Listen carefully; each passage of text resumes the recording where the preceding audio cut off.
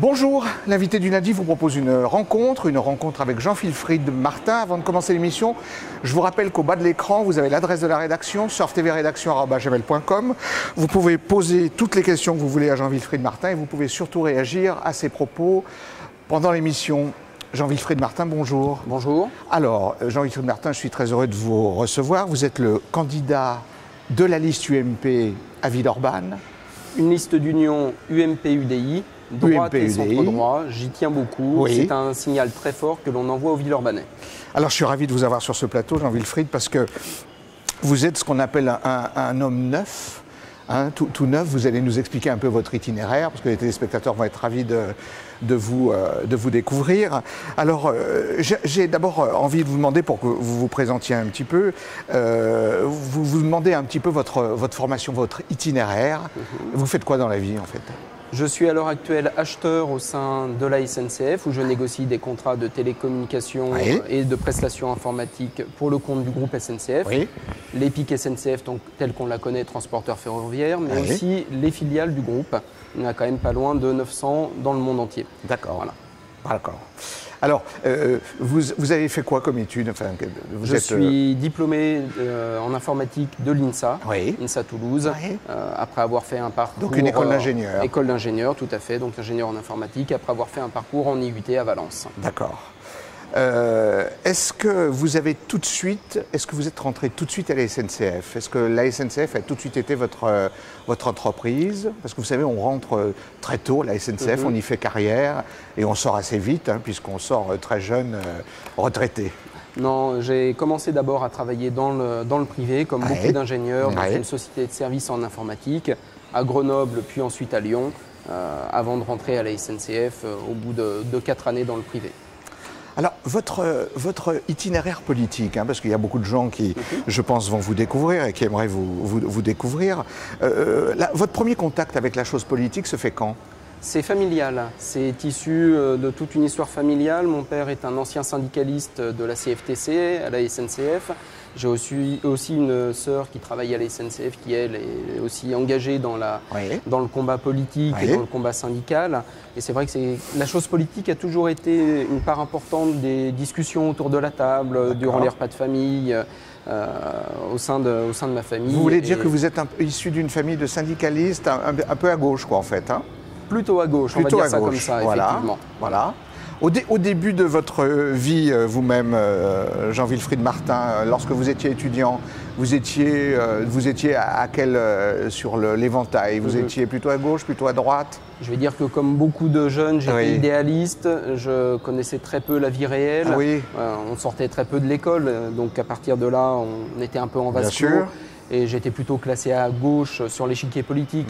Il a fallu que je rentre dans le monde du travail pour me rendre compte que la société telle qu'on peut l'idéaliser à 20 ans n'est pas la société réelle. Donc au début, vous étiez à gauche? J'étais à gauche et petit à petit, j'ai fait... Quand vous dites que vous étiez jeune, parce que vous êtes encore jeune hein, par rapport à vos concurrents, vous êtes, comme on dit, en pleine jeunesse. Alors, la première fois que vous adhérez à un parti, c'est quand? C'est en octobre 2006, l'arrivée à la tête de l'UMP de Nicolas Sarkozy. J'ai adoré son punch, j'ai adoré son volontarisme, vous avez sa été vision séduit. de la France. J'ai été totalement séduit et je me suis dit que moi aussi, on avait assez de râler seul dans mon coin, comme tout bon Français. Vous râliez? Voilà, je râlais, je me disais que les choses n'allaient pas réellement dans le bon sens. Donc je me suis dit, il n'y a pas 36 000 solutions. Ou on continue à râler tout seul dans son coin, ou à un moment donné, on essaye de faire bouger les choses. D'accord. Voilà. Et donc, vous êtes rentré... j'ai adhéré à l'UMP. À l'UMP, voilà. Alors, comment se fait votre arrivée à Villeurbanne, alors? Mon arrivée à Villeurbanne se fait en mars 2007. J'avais envie de changer un petit peu d'air. J'habitais dans le 8e arrondissement de Lyon. Et par un déménagement, j'arrive à Villeurbanne et je me suis dit qu'il pouvait être intéressant, dès mon arrivée, de m'insérer dans la vie associative locale via les conseils de quartier. J'ai été assez vite déçu de leur fonctionnement, de la manière dont ils étaient bridés par la majorité. Vous avez été déçu des conseils de quartier? Oui. Pas Déçu. parce que c'était des conseils de quartier? Non, déçu de leur fonctionnement et de la manière dont ils étaient bridés par la majorité municipale en place. D'accord. Parce que vous trouvez plutôt sympathiques les initiatives de démocratie locale? Tout à fait. J'ai même envie de les développer encore plus et de leur rendre toute la liberté qui leur devrait être due. D'accord. Voilà. Très bien. Et une fois que j'ai vu qu'il n'y avait pas grand-chose à faire réellement en local, en tant qu'habitant. Qu'est-ce qui se passait dans ces conseils de quartier alors? Qu'est-ce qui vous déplaisait? On parle beaucoup des chiens écrasés, on parle beaucoup de la crotte sur le trottoir, c'est très bien, mais à un moment donné, quand sur des grandes décisions d'urbanisme, on vous présente, à vous habitants, un seul projet et qu'on vous dit de toute façon c'est ça et c'est rien d'autre, j'estime que la démocratie participative est totalement bafouée. D'accord. Voilà. Alors, aujourd'hui, Jean-Wilfried Martin, vous êtes le candidat de la liste des municipales, voilà, dans une ville qui est quand même tenue depuis très longtemps par l'EPS. Oui. Est-ce que vous en êtes conscient? J'en suis conscient, comme je suis aussi conscient, et c'est mon passé d'ancien sportif, qu'aucune bataille n'est perdue d'avance, qu'aucun bastion n'est indéboulonnable. Oui. Et j'estime qu'en 2014, c'est l'année où nous avons la possibilité de faire bouger les choses et de faire tomber Villeurbanne. Quelle est votre analyse sur la gestion de la ville? Vous savez, on dit que c'est une ville bien gérée, où tout est calme, où tout se passe bien. Enfin, voilà, quoi. Villeurbanne ne fait pas de vagues. Hein. Oui, c'est sûr que si on regarde comptablement les chiffres de la majorité actuelle... On dit qu'à Villeurbanne, il n'y a pas de dette, Jean-Wilfried Martin. Oui, il n'y a pas de dette, mais il n'y a pas d'investissement. On n'investit pas sur l'avenir. Oui. On fait des investissements de la rénovation quotidienne. Oui. Mais quels sont les grands projets menés depuis 2001 sur Villeurbanne? Oui. Vous sortez du TNP et de l'École nationale de musique, vous avez fait le tour des grands investissements municipaux, et encore que ceux-ci ont été cofinancés par le ministère de la Culture, vous avez fait le tour des gros investissements.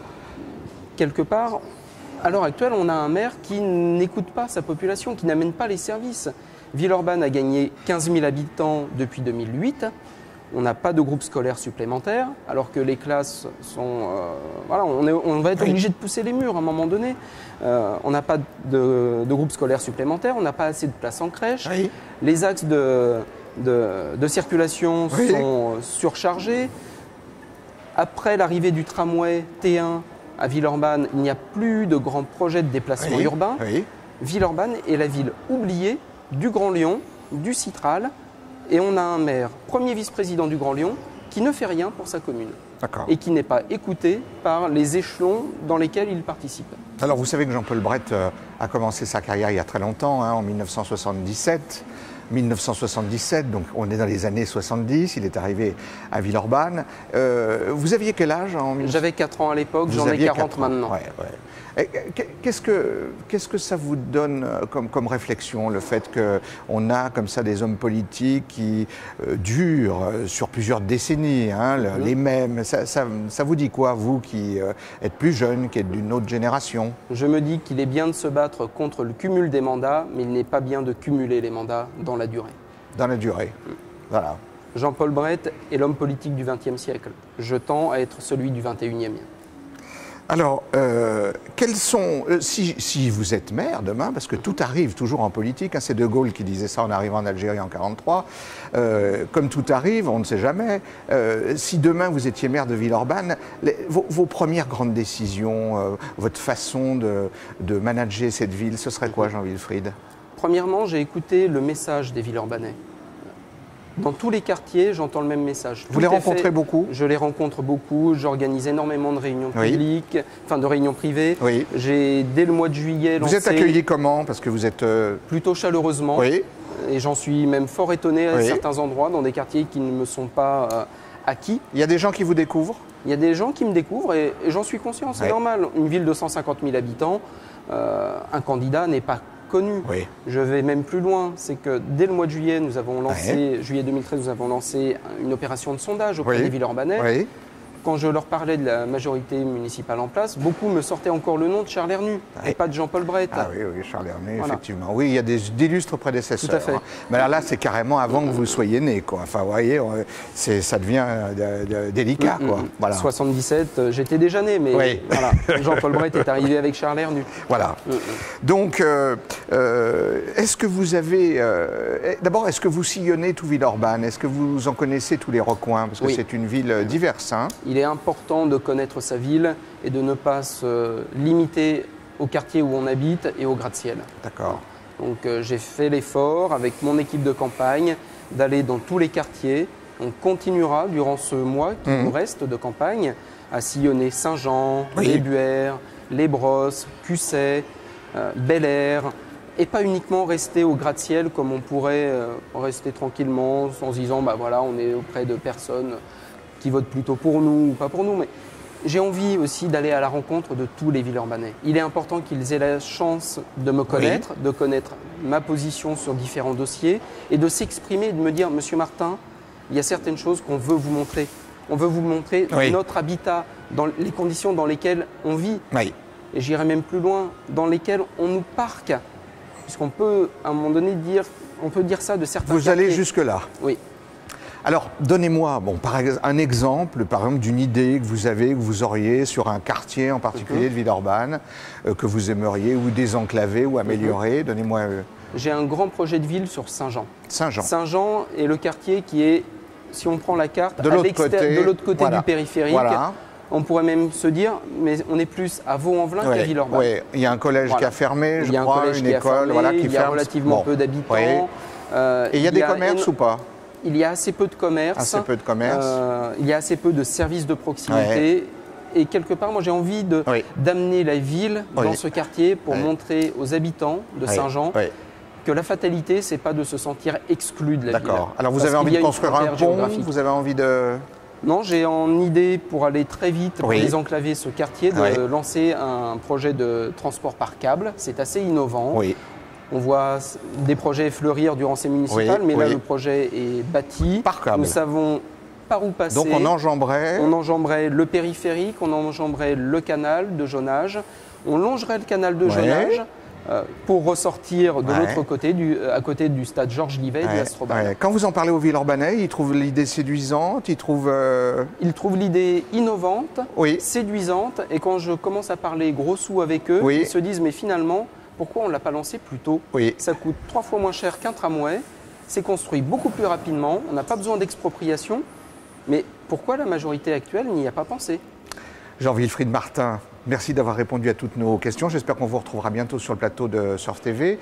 Avant de terminer l'émission, j'indique qu'au bas de l'écran, vous avez l'adresse de la rédaction, surftvrédaction@gmail.com. Vous pouvez poser toutes les questions que vous voulez à Jean-Wilfried Martin. Et puis, vous pouvez aussi réagir à ses propos pendant l'émission. L'invité du lundi se termine. La semaine prochaine, nous aurons un autre invité. À bientôt.